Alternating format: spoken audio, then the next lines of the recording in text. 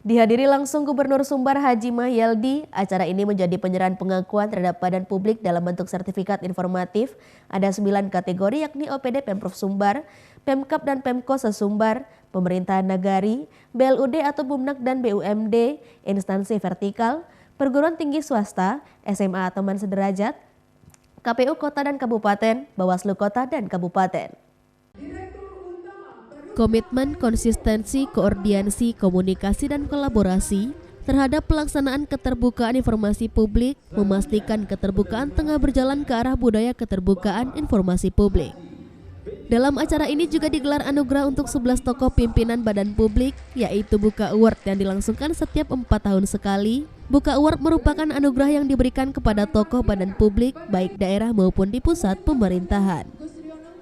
Direktur Utama Perumda Air Minum Kota Padang, Hendra Febrizal, terpilih sebagai seorang yang mendapatkan anugerah Award Achievement Motivation Person bersama jajaran kepala daerah lain yang juga menerima penghargaan yang sama.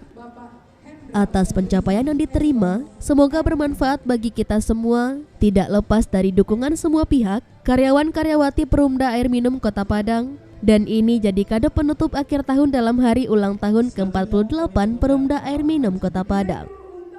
Dari Padang, Sumatera Barat, Tim Liputan iNews melaporkan.